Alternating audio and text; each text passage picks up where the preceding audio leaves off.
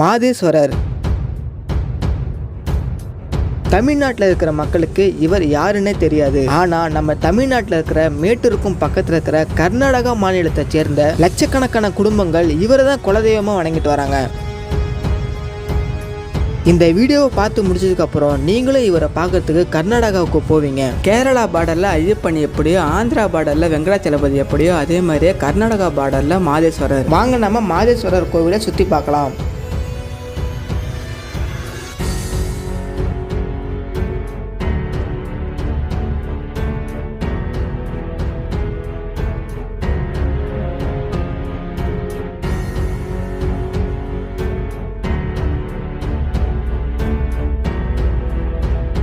நம்ம பயணம் பார்த்தீங்கன்னா சேலம் மாவட்டத்தில் மேட்டூர் பேருந்து நிலையத்தில் ஆரம்பிக்குதுங்க. சிவராத்திரியிலேருந்து 4 நாட்களாக மாதேஸ்வரர் கோவிலில் திருவிழா நடக்குது. அதனால சிறப்பு பேருந்து நிறைய விட்டுருக்காங்க. இன்னைக்கு நம்ம அந்த சிறப்பு பேருந்தை தான் போக போகிறோம். இப்போ உங்களுக்கு பார்த்தாலே தெரியும், இந்த பேருந்தில் மாதேஸ்வரரோட ஃபோட்டோ இருக்கிறது. காலையில் 4:30 மணிக்கு பேருந்து எடுத்தாங்க. மேட்டூர்லேருந்து கர்நாடகா மாதேஸ்வரர் கோவிலுக்கு 75 ரூபா டிக்கெட் வாங்குறாங்க. நம்ம மலைப்பாதையில் போகிறதுனால நீங்கள் நிறைய காட்டு விலங்குகள் வழியில் பார்க்கலாம். நாங்கள் போகிறப்ப காட்டு மான்கள் பார்த்தோம். நம்மளோட பயணம் 2 மணி நேரம் தான். அதுக்கப்புறம் நம்ம கோவிலை பார்த்துடலாம். நாங்கள் இந்த கோவிலுக்கு வந்ததுக்கப்புறம் ஃப்ரெஷ்ஷப் ஆகிட்டு மாதேஸ்வரரை வணங்கலான்னு பார்த்தோம். ஆனால் மக்கள் நீங்கள் தயவு செஞ்சு இங்கே கோவிலுக்கு வரீங்கன்னா மறக்காமல் குளிச்சுட்டு வந்துடுங்க. பாத்ரூம்லாம் போயிட்டு வந்துடுங்க. ஏன்னா இந்த இடத்துல குளிக்கிற வசதியும் பாத்ரூம் வசதியும் கம்மியாக தான் இருக்குது. பாத்ரூம் போகிறதுக்கு வரிசை கட்டி நிற்கிறாங்க. நீண்ட நேரம் போராட்டத்துக்கு அப்புறம் நாங்கள் ஒரு வழியாக குளிச்சுட்டு நாங்கள் சாமியை பார்க்க வந்துட்டோம். இங்கே 4 நாட்கள் திருவிழாங்கிறதுனால மக்கள் எல்லாருமே இங்கே வெயிட் பண்ணி தான் சாமி கும்பிடுறாங்க. இங்கே கர்நாடக மக்கள் தான் நிறைய பேர் இருக்காங்க. தமிழ்நாட்டு மக்களை நீங்கள் பார்க்கணுன்னா அது கொஞ்சம் கஷ்டம்தான்.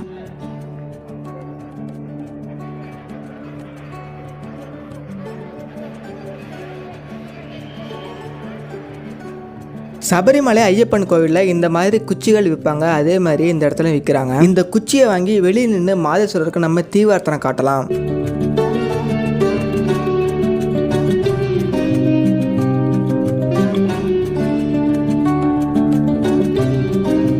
வெளியூர்லேருந்து வந்த மக்கள் எல்லாருமே நைட்டு முழுக்க இங்கே தங்கி காலையில் எழுஞ்ச உடனே சாமி பார்க்குறாங்க. அதனால இன்னைக்கு அளவு கடந்த கூட்டம் இருக்கு. கோவில் உள்ள வந்தவங்களை வரவேற்கும் விதமாக இந்த தேருக்கும் பக்கத்தில் இருக்கிற நண்பர்கள் எல்லாருமே நமக்கு திருநீர் பூசி விட்டாங்க. நம்ம முடிஞ்சா காசு வைக்கலாம், இல்லைன்னா நம்ம காசு வைக்காம கூட வரலாம். அது நம்ம விருப்பம் தாங்க. நேற்றுக்கு நைட்டு இங்கே 3 தேர் இழுத்துருக்காங்களாம். அந்த 3 தேர்லையுமே மாதேஸ்வரர் தான் வந்திருக்காரு. முதல் தேர்ல பார்த்தீங்கன்னா பசுவில் வச்சு வர வச்சிருக்காங்க. 2வது தேர்ல பார்த்தீங்கன்னா ருத்ராட்ச கோட்டையில வச்சு வர வச்சிருக்காங்க. இந்த 2வது தேர் மேலே எப்பொழுதும் புறாக்கள் கூடு கட்டி இருக்குமா. 3வது தேர்ல பாத்தீங்கன்னா புலிமலை வச்சு வர வச்சிருக்காங்க. இந்த 3 தேரும் பாத்தீங்கன்னா ஒன்னா தான் வருமா. நேற்று நைட்டு இழுத்துருக்காங்க.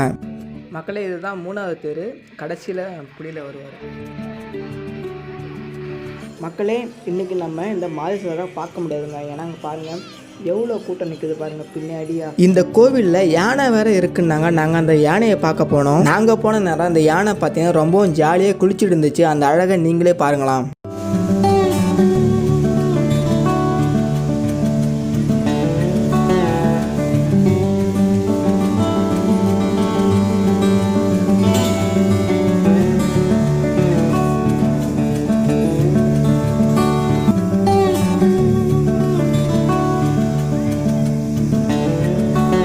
கோவிலில் பார்த்தீங்கன்னா நிறைய பேர் இந்த மாதிரி கையில் ஒரு ஜால்ரா தட்டுற மாதிரி வச்சுக்கிறாங்க. இதை வச்சுக்கிட்டு நம்ம கிட்ட வந்து காசு கேட்டுட்டு இருக்காங்க. ஆனால் இவங்க வந்து யார், இதை வந்து எதற்காக பண்ணுறாங்கன்னு தெரியல. இது எந்த வழிமுறைன்னு தெரியல. நீங்கள் தெரிஞ்சால் மறக்காமல் கமெண்ட் பாக்ஸில் கமெண்ட் பண்ணுங்கள் இதோட பேர் என்னன்னு. இந்த கோவிலில் ஆண்கள்லேருந்து பெண்கள் வரைக்கும், குழந்தைகள்லேருந்து பெரியவங்க வரைக்கும் எல்லாருமே இந்த மாதிரி அங்க பிரதர்சனம் பண்ணுறாங்க.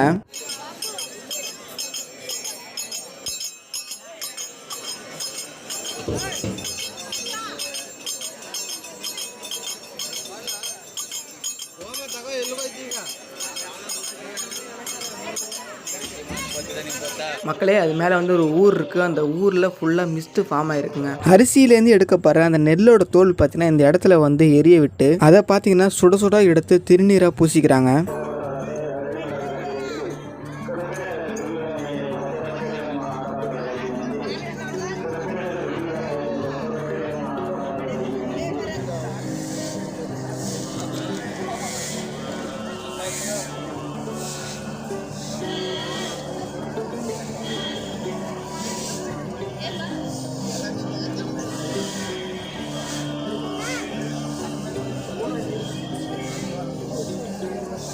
நாங்கள் முடிஞ்ச வரைக்கும் போராடி பார்த்தோம், ஆனால் எங்களால் மாதேஸ்வரரை பார்க்கவே முடியல. இப்போ நீங்களே பார்க்குறீங்களா இந்த இடத்துல எவ்வளோ கூட்டம் இருக்குன்னு. நாங்கள் உள்ளார போனால் கிட்டத்தட்ட எப்படியா இருந்தாலும் ஒரு 4-5 மணி நேரம் ஆகும். அதனால நாங்கள் மாதேஸ்வரரை பார்க்கல. நாங்கள் மாதேஸ்வரர் தவம் செய்த இடம், அதாவது நாகமலைங்கிற ஒரு இடத்துல இந்த மாதேஸ்வரர் தவம் செஞ்சாரு. நாங்கள் இப்போ அந்த இடத்துக்கு 7 மலையை கடந்து ட்ரெக்கிங் பண்ணி போக போகிறோம். அந்த வீடியோ பார்ட் 2ல வரும். மறக்காம அந்த வீடியோக்கும் கொஞ்சம் ஆதரவு கொடுங்க.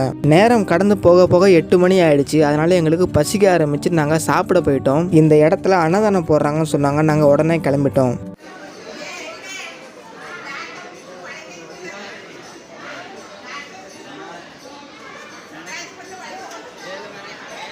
நாங்கள் அன்னதானத்தை சாப்பிட்றதுக்காக ஒரு 200 மீட்டர் சுற்றி நடந்துக்கிட்டே இருந்தோம்.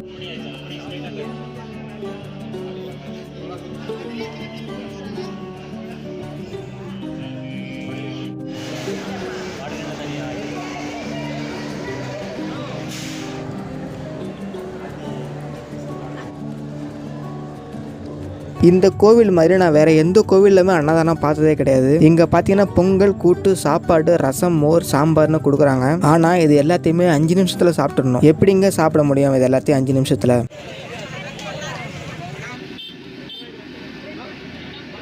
நாங்கள் அடுத்ததாக போன இடம் தான் நாகமலை. மாதேஸ்வரர் தவம் செய்த இடத்துக்கு தான் நம்ம இப்போ போக போகிறோம். இந்த மலைக்கு போகணும்னா கிட்டத்தட்ட 7 மலையை வந்து ட்ரெக்கிங் பண்ணி தான் போக முடியும். நாங்கள் வழக்கம் போல் ட்ரெக்கிங் பண்ண ஆரம்பிச்சிட்டோம். இந்த ட்ரெக்கிங் பண்ணுற வீடியோவை நீங்கள் பார்ட் 2ல பார்க்கலாம்.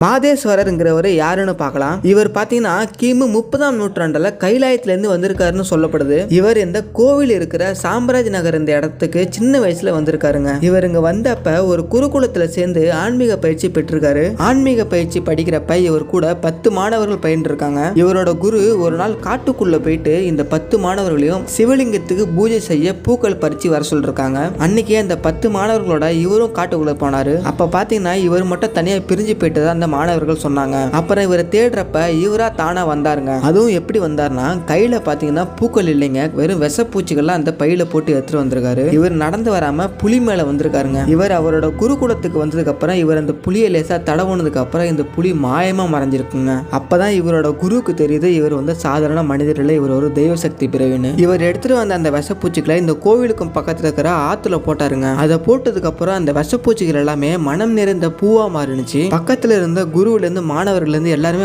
ஆச்சரியம் அடைந்தாங்க. ஏன்னா இந்த பூவும் சரி மனமும் சரி இது வரைக்கும் யாருமே உணர்ந்தது கிடையாதுன்னு சொல்றாங்க.